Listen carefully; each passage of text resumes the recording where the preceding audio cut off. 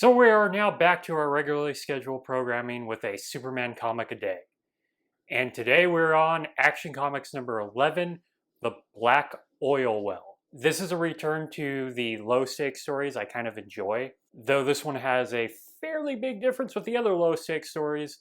Lois Lane does not appear in this comic, so she is not put in danger for random reasons at the end. Stakes are never quite that high because we're never too worried about Clark. They can't do anything to him in this issue. He's mostly just messing around with criminals, which, if he's too powerful to be hurt, I'd rather him be doing that than just standing there taking bullets. Clark is waiting around at the police station when there's a call about a suicide. He has to go over to Meek and Bronson's brokers. There is a man dead there. It is surprising how many of these comics open with a suicide, especially so close to the Great Depression. Like, man, these comics have kind of dark openings for a children's comic. It seems like an open and shut suicide until a man is able to get Clark away from everybody else and explain that the man had lost all his money due to a bad investment in an oil well from Meek and Bronson. Clark then goes off and investigates. He meets with other people who own stock in this oil well, all of which put thousands of dollars in and are not seeing any return of the investment. Clark decides to pay them off, spending about $100,000 of his savings account. We're sort of told he spends $5,000 on the first person and not exactly how much money he spent on the second person. We only see him buy it off two people, but we assume that he buys off all the stocks, seeing what happens later. Also, Clark is going under the disguise of Homer Ramsey. What exactly is this disguise? Well, he wears a suit and no glasses. Actually, it's his normal suit, so he's not even trying to disguise himself very well. Clark Kent, master of disguise. I mean, he is a guy who thinks his normal disguise is glasses will work, so you don't really expect much from him. So if he does at least spend about $10,000 of his own money, that would be around $200,000 in today's money. This is going off the US Labor Board inflation calculator from like 1940 to now. And now I mean like last month. They generally have the statistics for last month, not the current month we're in. Superman then goes over to the actual well, where he discovers from a man who is dressed just like him and looks kind of like him too, that they haven't even begun making the well.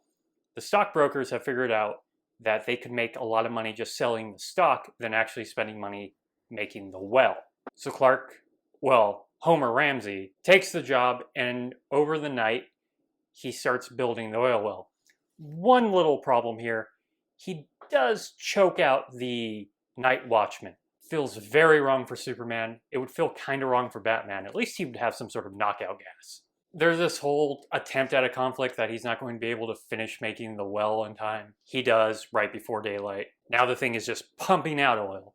Bronson gets a call about how well the oil well is doing, and they suddenly figure out they could be making much more money on the well now, especially if they own all the stock. So they go back to try to buy back the stock from the people Clark has already visited. They all tell him that they sold it to a Homer Ramsey. Eventually they confront Homer Ramsey, who is not selling his share of the oil well. Another fun thing about how much money Clark seems to be spending here is he rents out an office and puts up Homer Ramsey business signs and has cards, so you can easily find Homer Ramsey at his office. I have no idea how much this is costing him now. So Meek and Bronson, left with no other choice, go to Louie the Rat and Nate the Snake, who are two hitmen that they have apparently hired before, though they didn't kill the man who committed suicide. Though that would be the setup for that.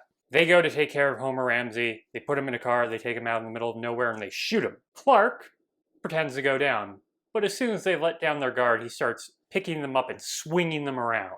Bronson opens the door after a knock and finds both Nate and Louie knocked out on his front porch. In a panic, he starts heading over to Meek's place, where Homer Ramsey jumps in his car when he's at a stop. Homer offers to let them buy back the stock at $1 million. That is the only deal he will take. They decide this is actually a good deal because they should be able to make back $1 million fairly quickly. The oil well is doing very well.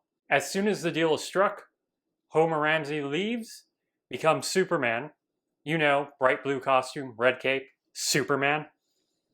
And he utterly destroys the well, setting it on fire, which I actually don't know the science of, but I feel like I'm not 100% certain that destroys the well completely, but that's how it's played off. He then tells Bronson and Meek never to do this again and lets them run free. Even though they hired a hitmen actually, and have apparently done it before. So these guys have done worse things than other people he's already thrown in prison. They deserve to go to prison. I'm not wrong here. Why is he letting them off? So yeah, this is a story where Superman gets revenge on people by using his powers in a fun way. I enjoy that. If there's not going to be supervillains, I want more of this. And that is it from Action Comics number 11. I will be back tomorrow with Action Comics number 12, which is a can of worms, to say the least. If you like this video, please like and subscribe. Hit the bell icon to get notifications of when a new video comes out.